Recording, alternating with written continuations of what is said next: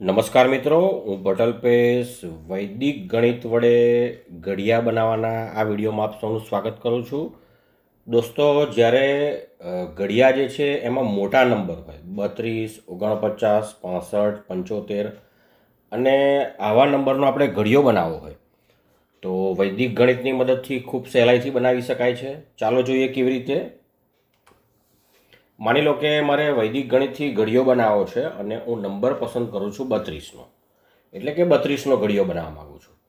તો આપણે 32 અહીંયા લખ્યા છે જુઓ, અને અહીંયા આગળ 32 એકા 32, 32 દુ 32 ગુણ્યા 3, 32 ગુણ્યા 4, 32 ગુણ્યા 5 એમ 10 સુધી લખ્યા છે. હવે સૌથી પહેલાં 32નો ઘડિયો બનાવવો છે એટલે આપણે એકમના અંકને જોઈશું. એકમનો અંક જે છે એ 2 છે. અહીંયા આગળ જુઓ, એકમનો અંક જે છે એ 2 છે. એટલે હવે સૌથી પહેલાં હું 2 લખીશ એની સામે, પછી 2 છે અહીંયા આગળ એટલે 2 2 ઉમેરતો જઈશ એટલે 4, 6, 8. હવે થોડો અહીં બદલાવ આવે છે મિત્રો. 8ની અંદર 2 ઉમેરીશ તો કેટલા થશે? 10. તો 10 નથી લખવાના, પણ અહીંયા આગળ એક ટપકું કરવાનું છે આ રીતે.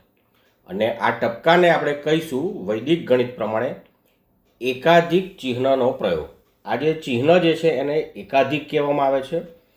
એટલે 8 ને 2 10 થાય, તો જે દશક છે એની જગ્યાએ ટપકું કર્યું છે, અને 10 એકડે મીંડે 10, તો શૂન્ય જે છે એ અહીં લખવાના છે.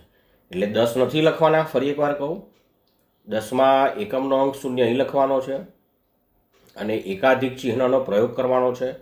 એટલે જે દશકના સ્થાને 1 છે એની જગ્યાએ એક ટપકું કરવાનું છે અને એને કહેવાનું છે એકાધિક ચિહ્નનો પ્રયોગ.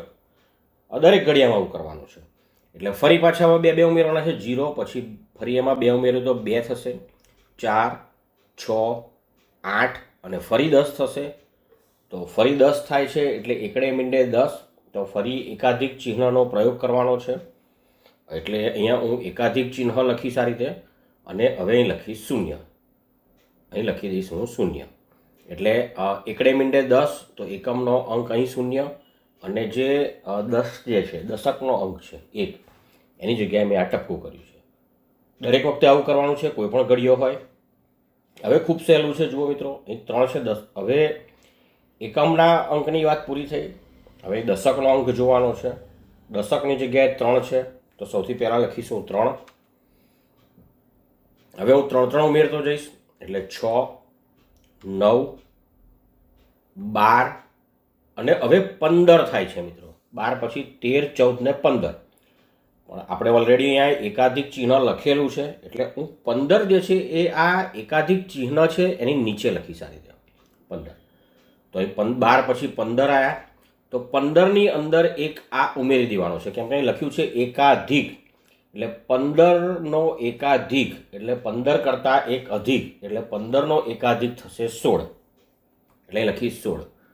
હવે ફરી પાછા 3 3 ઉમેરવાના છે. 16 પછી 17, 18 ને 19. 19માં 3 ઉમેરીશ એટલે 20, 21 ને 22. ફરી 3 ઉમેરીશ એટલે 25. 25માં ફરી 3 ઉમેરીશ એટલે 28. હવે 28 અને અહીંયા એકાધિક ચિહ્ન છે, એટલે 28 પછી 29, 30 અને 31. એટલે હું આ જે નિશાન છે, સંકેત છે એકાધિકનો, એની નીચે લખીશ.